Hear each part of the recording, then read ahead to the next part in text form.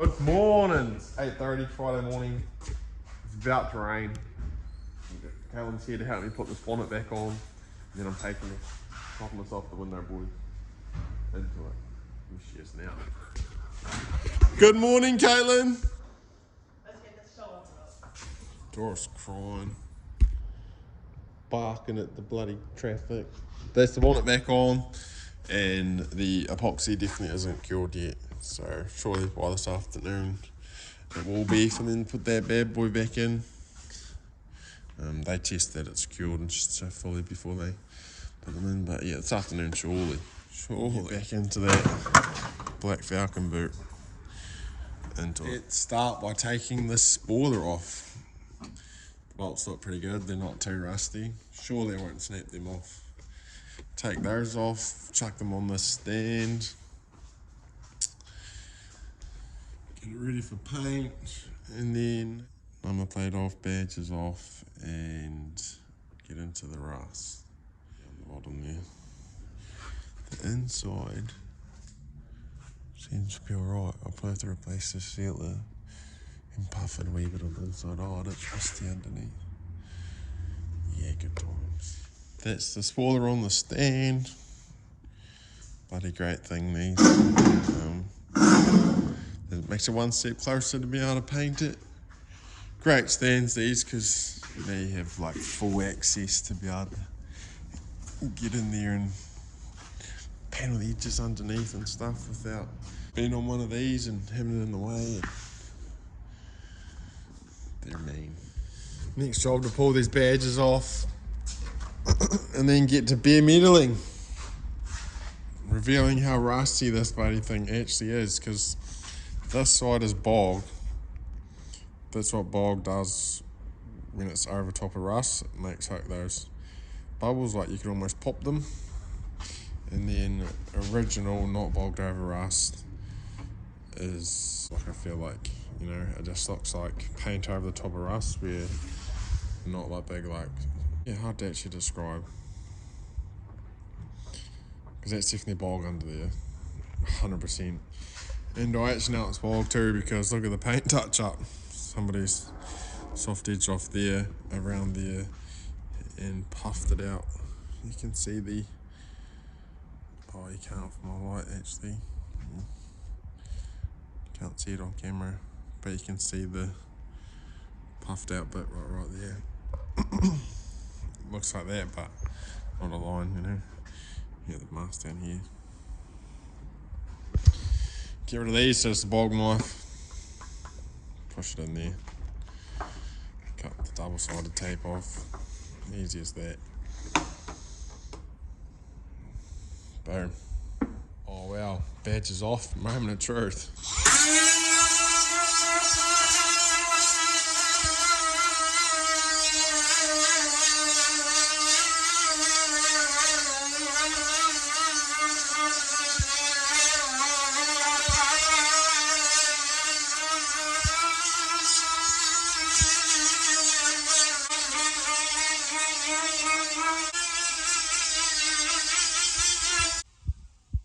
Dusty. So yeah, last guy seen their ass bogged over it. Painted that wee corner. Beautiful. And then this side is no bog. It's a riggy rust.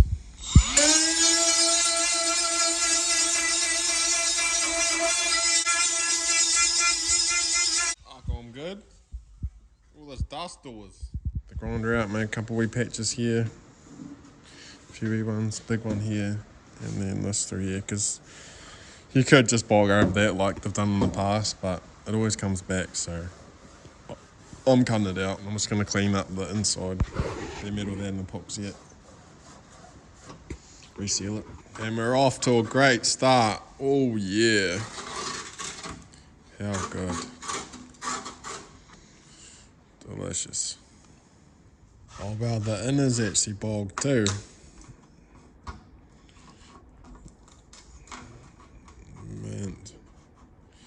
So I gotta place that inner. I thought I could just clean it up from the inside, but patch the inner too on that bit. This bit seems alright. The underside's alright too. So yeah, Paint up all that, weld the primer, weld a patch in there on the inner.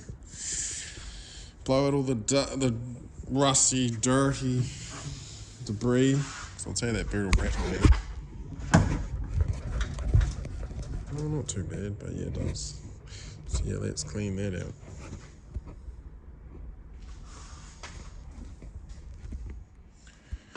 That's the inner welded in and ground up.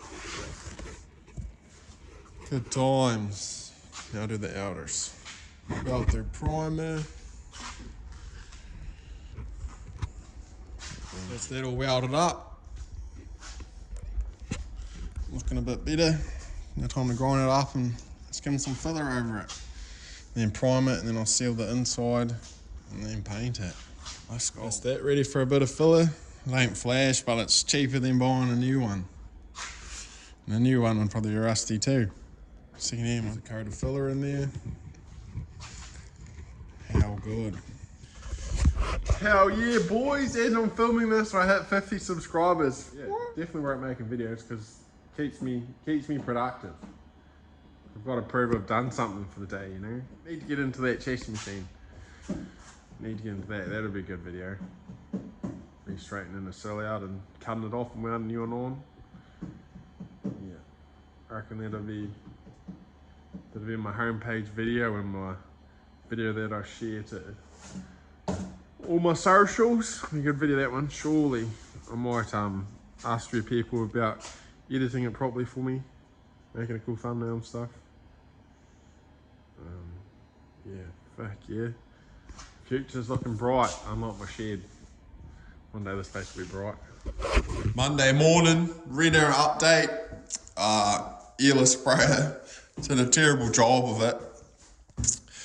So, brought a tiny wee one, way easier to control, way easier to turn the pressure down.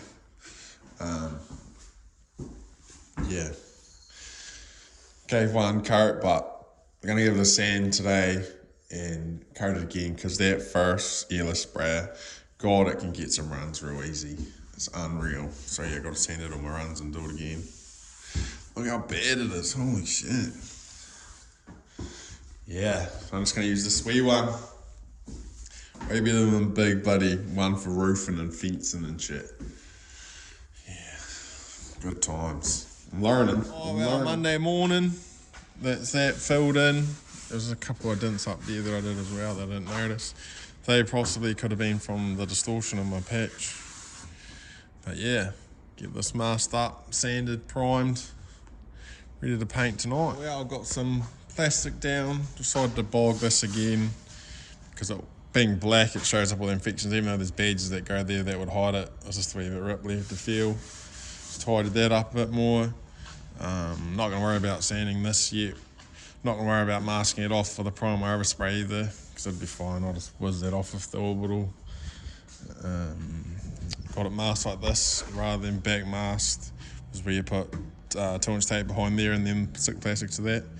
Got it masked like this so that I can puff in there and seal that up and still leave it masked up to then paint it. So you're meant to mask them twice, it eliminates dust and stuff, but I get dust anyway and I fully wet sand and buff them, so paint it and prime it, same masking, and then the spoiler, puff a wee bit of primer over that. And then go home, mix up the paint and paint it tonight. That's the plan on this tracks. When I prime the bonnet and rear guard and stuff, I use this light grey primer. You can get a white as well, but this is the lightest grey. And then this is the black primer, so it just helps cover. It doesn't mean it's not transparent to look at a grey. And then if you want a darker grey than this, you actually just add this to get the right grey. But normally I just, black cars use this and everything else use this. And you can get this in a white for white cars, but I just use this. But yeah, you can tint them, mix them together to make all different tinted. But yeah, black primer this time because I had this lying around at home. So it should make the base cover a bit easier. Might have spoke too soon. It's been lying around too long at home and I can't turn it. It's rock solid. Oh no, it still sounds like liquid in there. Might be fucked. I'm gonna put my drill on there and real slow and see if I don't break it. Get her to spin. I knew that was going to happen, but I did anyway. I broke one of the extra things off the bottom there, so it's still stuck in at the bottom. Piss! Knew that was going to happen, but I did it anyway. And for the other mixer thing, I'll tell you this prime is well and truly stuffed. I'll give this to old man because he'll save it and still use it. But if I saved it and reused this, I'd have probably fry-ups and all sorts of trouble, but he'll get away with it. Couple coats of primer on here.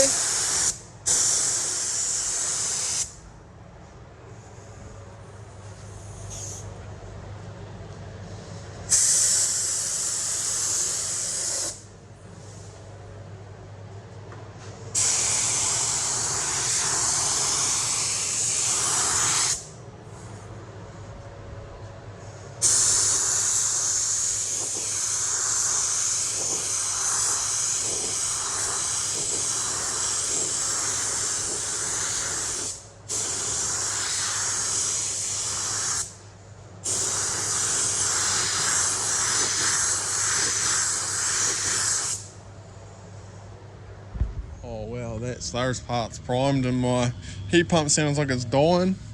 But this week's mission is to get this bad boy bus in my workshop, or at least in my driveway.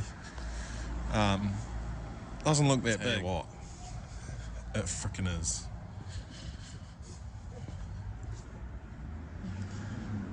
Heck yeah. So once the street quiets down a wee bit, I'm gonna drive it, back it in the air, we'll drive it in the air, back it on the other side of this curb, down through there, hopefully be able to swing the nose close to there, and back her in here. Because I've had a few fire engines and stuff in this driveway, single axle ones, and that turn is almost impossible. Especially, it's definitely impossible with that thing, because I've done one of these a few months ago now, last year, and it's longer than here. So by the time you get the nose out to start turning, the ass is still, it's unreal how long they are. But yeah, that's tonight's plan once the street quiets down a bit. Oh yeah, and I have to reverse it in, because if I drive it in, I'm pretty sure it'll cut too early and hit there. But if I reverse it in, then I can swing the nose as I'm going in. So that'd be the plan. Reverse it out into the street, drive it over there, then back the whole way in. Missions, man. I should have said no to that job, but it's an easy one and I quoted $1,000 for it, so it's worth the hassle, especially if I get done tomorrow. Oh well, here goes nothing. No spotted, no nothing. Can't backing out into traffic till God knows when, and yeah, just swing it. It's the worst thing happened, I have to fix it. Yeah, well, that's what liability insurance is for anyway, isn't it? God. But yeah, if I feel too nervous, get to a prone point, I'm definitely going to pull the pin and get some lads to guide me out and shit, to guide me in, but I reckon I can handle it. Done it once before. Oh well, stage one is successful. We're off the road and backed into the car park. Now to squeeze it in between that container and that steel kit. My issues are going back into that container, and the awning is actually my biggest issue at the moment. I'm gonna keep going back, I reckon I'll make that. Yeah, this thing has a pretty terrible lock. So it's the awning I'm watching out for, and backing into the steel skid. Yeah, good times, good times. I'm gonna measure this thing, see how long it is, because it's played. Hell yeah, brother! We're clear of the awning, and we now have clear sailing behind us. It looks like I'm driving into something, but it's way further back. It's actually made me trip out. What is that? I'm paranoid as. That's just my shit house and that wall thing that's miles away. Clear sailing now. Hell yeah. Yeah, boy, that'll do. That'll do. I'll still get out and still get the van out if I move the Prius. I'll be able to park something down the side there. Let's measure this bad boy. See how bloody long it is. Yeah, from the driveway to in front of the shed. How good. Happy as with that. Happy as with that. Hell yeah, that was easy as. Shit yeah. Won't be able to get the Falcon out though. I'll pull forward. I'll get that door around there. Let's measure this bad. Measured it in a couple stages because this is only a 7-metre tape measure, but it's about 11 metres long. Makes me my van look extra small, doesn't it? My van goes to the wheelbase. Oh, the overhang from the wheelbase is longer than my van is. Crazy. Then have the wheelbase plus the front. Crazy. It's definitely 11 metres. My shed's 15 metres deep and it looks like I've got the height for it too. So yeah, it would fit in my shed, but I'm just going to do it in the driveway. Yeah, I've got the height for it. You can't really tell on camera, but it's quite a bit shorter than my doorway. Oh, there's like a heat pump thing and shit. Oh, those are too tall, I'd say. My ichrometer, they look. That's my door height there. We go across there and boom. Yeah, no, wouldn't fit in my shed. I kind of want to put it in my shed just to prove it would fit. So that's the tape measure bouncing off the ground, and my door height is 3.5. And the driveway goes downhill from here, so I reckon it would actually fit. If my door height was 3.6 like a normal one would be, I would definitely fit. Crazy, and those probably just covered, so I could just pop them off, but yeah, I'm not going to do that, but probably the first job I've had that it actually won't fit in my shed. Let's make a thumbnail. 11 metre long bus. How will I get it to fit? Oh, we did it, boys. It's in the driveway. That was my tripod, the old wiper on the press. But yeah, what a terrible driveway. It's impossible to get that in there. Look at this little gap. Possible to make that turn at 11 metres. I mean, this is only like 10. That's why I'm so thankful to the SIT boys to leave this clear for me for jobs like this. Hell yeah. Oh wow, we're back. Sanded, ready to paint. Got the fan on, my filters are blocked up, need to change them. Let's go. Leave the heat pumps on tonight so they're dry for the morning. Tomorrow morning's plan there is to paint my bedrooms that we're renovating, and then in the afternoon come back and polish and buff this is the plan.